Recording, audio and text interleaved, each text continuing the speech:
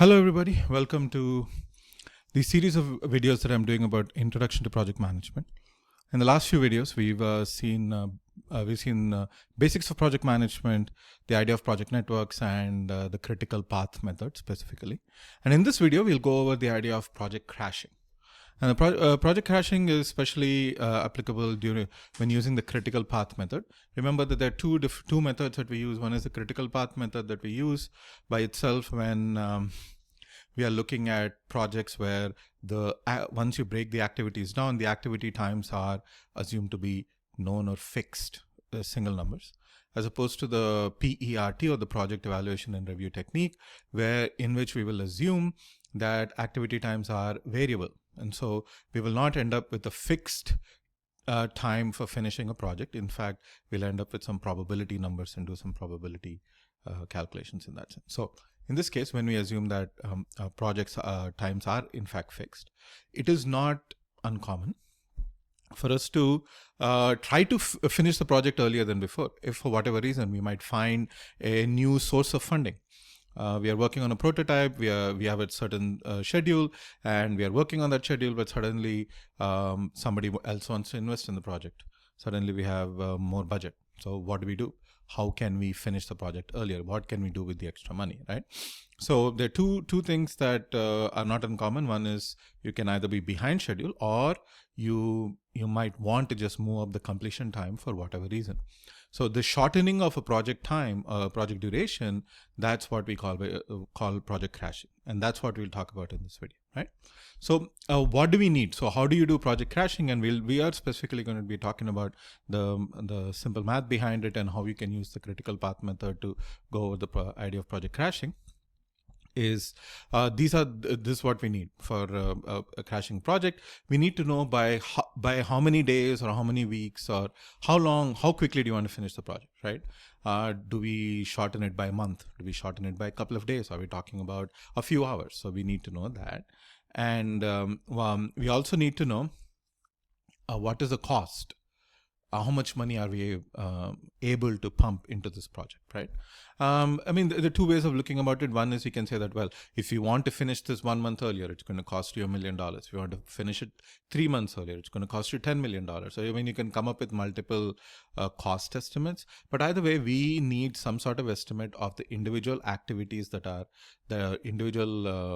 activities that are there in the project breakdown schedule, and then look at them and say, okay, for this particular activity, let's say activity A, if you wanted to get it done a week earlier, it's going to cost us $5,000. If we want to get it done 2 weeks earlier, it's going to cost us $8,000 or something like that. We need some sort of estimate. Without the cost estimate, it really doesn't make sense. There is no decision for us to make. In the traditional sense, what I mean by that is we cannot use mathematical or quantitative techniques. At that point, it is more qualitative, right? So what are the steps in crashing a project or in project crashing? The first is to compute crash cost per time period for each of the activities in the network. Usually what we will know is that we will know that if the earliest time that you can finish an activity, the shortest time in which you can finish one particular activity, and we will know the extra cost. But that might not be per unit time. So we have to calculate, we'll assume that they are linear, and we'll calculate the crash cost over unit time. And then using the current activities, we find the critical path or the critical paths, right? So we're going to assume that we already have gone through the critical path method, and we know the values of the critical path method. Now, if there is only one critical path, then we select the activity on the critical path that can be crashed, has the smallest crash cost per period, and we will crash that one activity by 1 period. So we are not going to do, if we needed to crash it by 3 periods, we're not going to do all 3 periods at once. We're going to crash them one at a time. So we crash them in 1 period. Now, sometimes what happens is that once you crash an activity by 1 time period, so when I say time period can be whatever the time period is. In the example that I did in the previous critical path method video, the time period was a week, right? Could be a day, a week, or a month, or whatever the time period is. So once you crash an activity by 1 time period, you might have multiple paths. Even if you had only one critical path before, multiple paths can become critical. Now, if you have more than one critical path, then you have to select one activity from each of the critical paths, right? And crash them, right? the total cost of crashing of all selected activities such that all selected activities is smallest. So in the sense that sometimes it might happen that there's one activity that is common to both the paths, right? So instead of picking the smallest cost in both the paths, which might add up to more than just crashing that a single activity, you might just crash that single activity, right? So that's something to keep in mind. Now, all of this seems a little bit esoteric or a little bit theoretical. We'll do an example based upon the critical path method example that we did in the last video, and we'll take it from there. So we'll update the activity times and we keep doing it till we reach the desired due date, right? Okay. And that's the idea. So here's the example. So this is the same Milwaukee paper manufacturing example. So we say that these were the 8 activities A through H. These were the normal times by which you could finish those activities, right? So just for reference, when we looked at this before, so that I can tell you then what the activities were. These were the activities. Right here, right? So activity A is building internal components, modify floor and roof, construct collection stack, right? Those were the top 3 activities. And now we are saying that we're going to crash this project. So building internal components, for example. So building internal components normally should take 2 weeks, but you can finish it in 1 week if you pay $750 more. Right, so the crash cost is $750, and how do I know that? So this is the normal cost, this is the crash cost. So all you're doing is you're reducing the time by a week. So if you pay $750 more, you can finish it in 1 week less. Right, now we already know which activities are on the critical path and which are not. Again, for that, watch the previous video. The previous video is where I go over the critical path method and we find the critical path for this particular project network, right? So this is what the project network looks like, and this is our critical path, right? So it's activities A, C, E, G, and H. This is the path going from start to end that is critical. Now, all 3 activities here, they are not critical. This one has a slack of 1, which means that you can delay it by 1 week and still finish the project on time. This also has a slack of 1. You can delay this by 1 week and still finish the project on time. Activity F, in fact, has a delay of 6 weeks. So you can delay this particular activity by almost 6 weeks and still finish the whole project on time. And the time to finish the project is 15 weeks. All right. Okay. So we have a crash cost. So once you have the crash cost, we're going to use the crash cost to calculate crash cost per week. For activity A, you're only crashing by 1 week. So $750 is just the crash cost per week. But let's say for activity B, normal time is 3, but crash time is 1. And it is the crash cost is $34,000. So it takes you can pay $4,000 to crash it by almost 2 weeks. So you can reduce the amount of time by 2 weeks. So the crash cost per week is 34,000 minus 30,000 divided by 3 minus 1, right? So it's 4,000 divided by 2 or 2,000. Right? So the first step is to calculate these crash cost per week numbers, and that is precisely what this formula is about. This is the crash cost, this is the normal cost, and you divide by the difference between the normal time and the crash time, right? And so crash cost minus normal cost, 34,000 minus 30,000 divided by normal time minus crash time. So 3 minus 1 is 2, so 2,000. Similarly, we can calculate the crash cost for all the activities. Now, we are assuming that the crash cost is linear. So the normal time is 3 weeks, the crash time is 1 week. And what we are essentially, by assuming linear, we are saying that if for each week you crash this activity by, it's going to cost us $2,000. Now, this is a big assumption. In many real life cases, crashing something by 1 week and crashing something by 2 weeks, the cost of crashing something by 2 weeks might be exponentially higher than the cost of crashing something by 1 week, right? Now, but just to simplify our calculations, and it is true for most real life cases, especially when it has to do with business and you're looking at small amounts of time. You're not talking about something like six months, you're crashing something by 6 months or a year, where time plays a much bigger role. In small time periods like this, assuming linearity is not a bad idea. Okay, so the idea is, can we crash this by 2 weeks? Can we finish this activity in 13 weeks? And the point is, yes, definitely the crash times are much lower. So if I want to crash this by 2 weeks, how much is it going to cost me, right? And what are the critical activities now, right? So the first thing that you do is you look at all the activities that are on the critical path, right? So you look at activities that are on the critical path, So look at activity A, activity C, activity E, G, and H.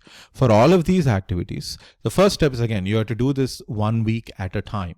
You cannot do, we want to crash it by 2 weeks, but you cannot do the whole 2 week crashing all at once. You have to do it 1 week at a time. So for the first week of crashing, if you were to crash it by 1 week, well, for all of these activities, we find the activity that has the least activity time, right? So sorry, least cost of crashing per time unit. So if you look at all the activities A, C, E, G, and H, you'll notice that activity A has the least cost. So A, C, E, G, and H. So all of these are more than 1,000. This is the only one that's less than 1,000, $750. So the first activity that you should crash is activity A, right? Pay the extra $750 and crash it by 1 week, right? So that's the first step. If you get it. So crashing activity A by 1 week. Now what happens is that this path here, this was the critical path here. And now project completion time was 15 weeks. And remember that if you list all the possible paths that are there in this particular network, which is ACEGH, ACFH, then ADGH and BDGH. If you list them all and you add the activity times together, the one that has the longest, that is the critical path, right? So now the reason we didn't do it this way and we did the whole early start, early finish time is because, again, if you remember from last video, this way of listing all the critical paths is easy when you're looking at small paths like this. But when you're looking at really large project with hundreds of activities and so on, listing the paths itself you're going to have millions of paths, and it really doesn't make sense. It's much easier to do these calculations of early start, early finish and whatnot. Okay. So once you crash this by 1 week, right? Now the length of this critical path becomes 14 weeks, right? Now, if this is 14 weeks, you'll notice that this path, BDGH, also has a length of 14 weeks. And how do I know that? It is 3 plus 7 plus 12. So it's 3 plus 7 is 10. 10 plus 12 is 22. 22 plus 2 is, 3 plus 4 is 7. 7 plus 5 is 14 plus 2, 12 plus 2 is 14. So this, if you add up the activity times for these 4 activities, the critical path is, the length of this path is 14. So once you crash this by 1 week, now even these activities become critical, right? The only reason these activities were not critical is because both of these activities had a slack of 1. But now that we have crashed it by a week, both of these activities now do not have any slack left over, right? So no slack at all. So if this is 14, now you can do the backward pass again. You'll notice that the forward pass and backward pass are aligning with each other, right? So now, if you want to crash this by a further week, if I want to crash this by 1 more week, I will have to crash an activity from both of the paths. It cannot be from a single path. You have to crash them from both paths. Now there are 2 options. So if you look at the cost of crashing, you cannot crash A anymore. A is done.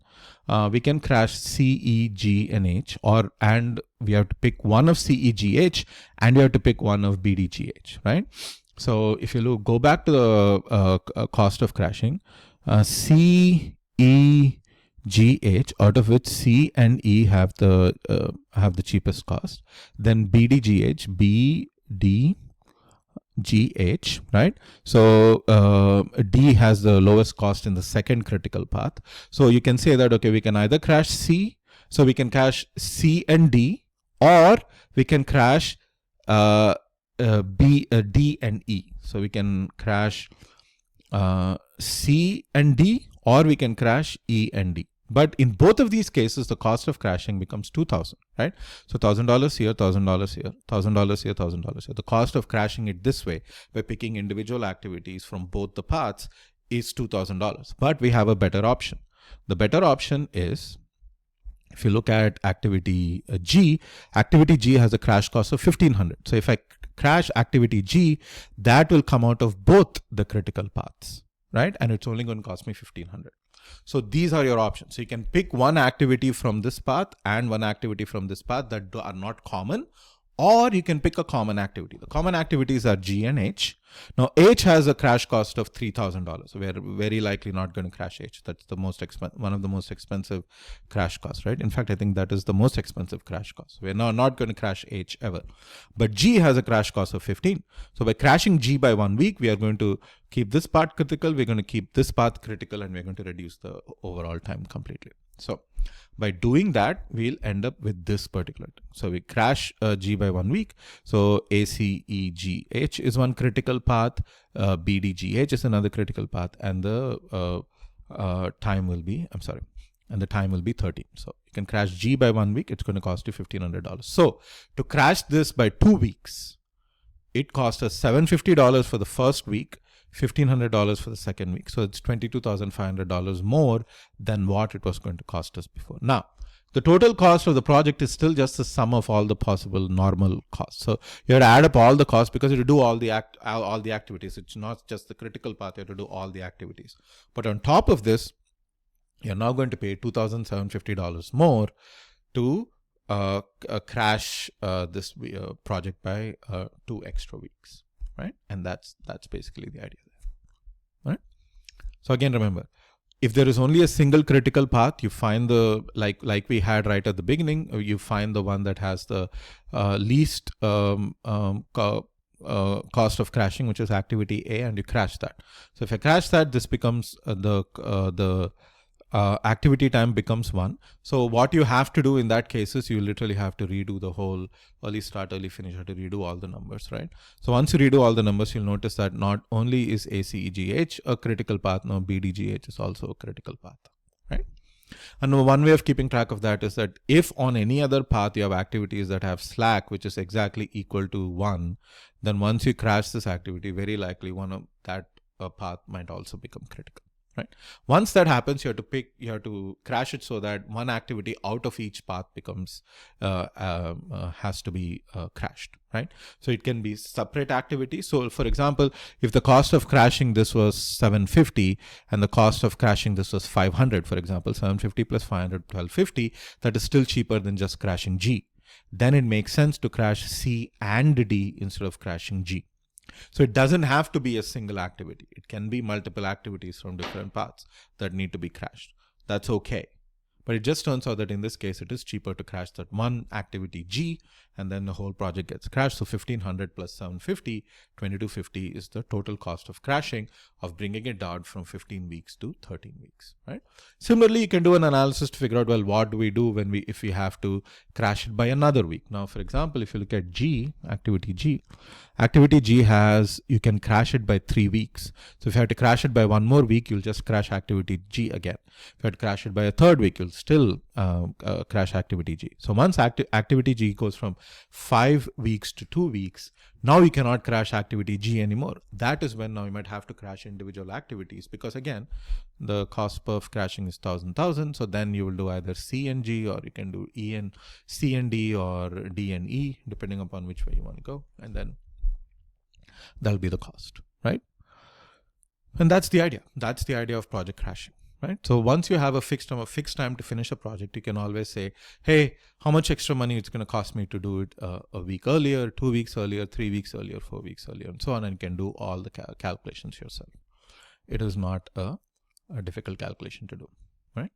Okay, so I'm going to end this video here. It's almost close to 20 minutes again. So this is project crashing. The next video that I'm going to make, very likely I'm going to post it next week, is about PERT, Project Evaluation Review Technique. What do you do if instead of a single activity time for each activity, you have a variable time for each activity? For example, the usual way it is done is you look at something called the optimistic time, the most likely time, and the pessimistic time. Right? How do you deal with that? So obviously you see we are doing some averages and variances and things like that. We'll calculate probabilities, and all of that we will talk about in the next video. All right. In the meantime, if you have any questions, feel free to email me, and I will see you all in the next video. All right. Take care.